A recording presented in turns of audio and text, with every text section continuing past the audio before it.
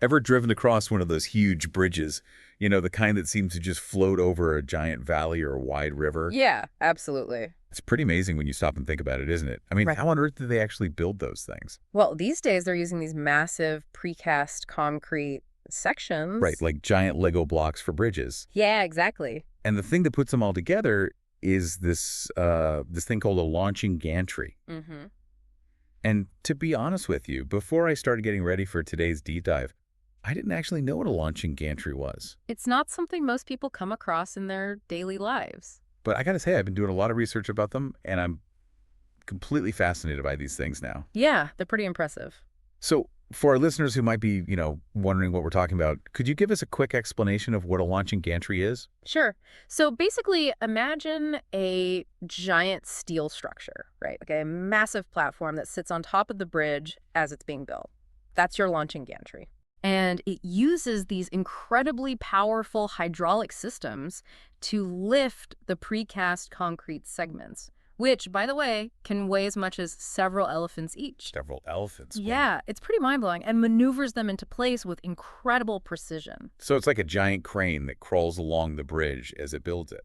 That's a good way to think about it. It starts at one end, lifts the first section into place, and then basically inches its way forward as the bridge grows. Okay, but how does it actually attach the segments together? I mean, they Yeah. can't just be resting on top of each other, right? No, definitely not. That wouldn't be very safe, especially with all that weight. Yeah. So the launching gantry has these special tensioning systems built into it. Okay. You can think of them like super strong cables or even hydraulic jacks. Okay. And it uses them to pull the concrete segments tight together, creating a super strong connection. Oh, wow. So it's not just lifting them. It's actually playing a vital role in connecting them and making sure the bridge is, actually going to hold up. Precisely. The tensioning process is what really gives the bridge its structural integrity. Think about it. You're essentially creating a continuous self-supporting structure, one that can withstand massive loads and, all sorts of weather conditions and It's stresses. kind of like when you pull a rope taut, Huh. the tension makes it strong and able to hold weight. Exactly. Same principle. That makes a lot of sense. So Okay. the gantry puts a segment in place, pulls it tight with those tensioning systems, and then what? Does it just sort of hop to the next section? Well, not hop exactly, but yeah, it moves forward. Once the segment is secured, the luncheon gantry uses its hydraulics to literally walk forward. What? Yeah, it slides along the completed part of the bridge to get itself into position for the next segment. And then the whole process repeats. Lift, tension, walk, lift, tension, walk until the entire span is complete. Okay, wow. I'm starting to see why these launching gantries are so important. It's not just about brute strength. It's this combination of precision and efficiency and control that makes them so valuable. Exactly.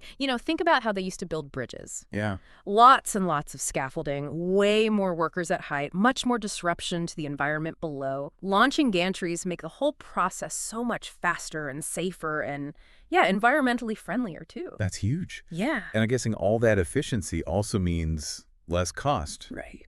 which is good for, well, everyone. Definitely. Quicker construction times often mean lower costs.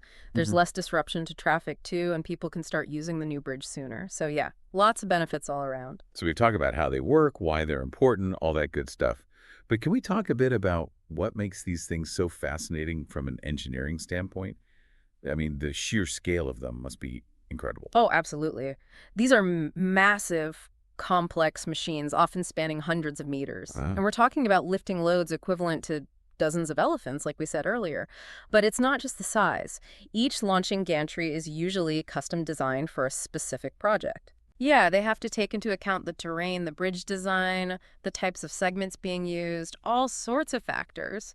It's a real testament to human ingenuity. So each one's kind of like a custom made work of art almost. In a way, yeah. It's a blend of standardized parts and, like you said, custom-made elements. That's fascinating. And speaking of custom made, are these gantries only used for like straight bridges, or can they handle more complex designs? Oh, they can handle a lot more than just straight bridges. In fact, they're being used to build some really unique structures, like curved bridges and cable-stayed bridges. You mean those ones where the bridge deck hangs from cables attached to towers? Exactly. Wow, that's impressive. Yeah, the launching gantry has to be designed with extra flexibility for those kinds of projects. It needs to be able to move along the curve of the bridge or work in tandem with special equipment for lifting and tensioning the cables. That's amazing. So we've talked about highways and some more complex designs. Are there any other places where we might see these launching gantries in action? Oh, definitely. High-speed rail lines, elevated metro systems, big viaducts, even some types of dams. So they're really all over the place. It's just that most people probably don't even notice them. Right, they're kind of the unsung heroes of modern construction. So true.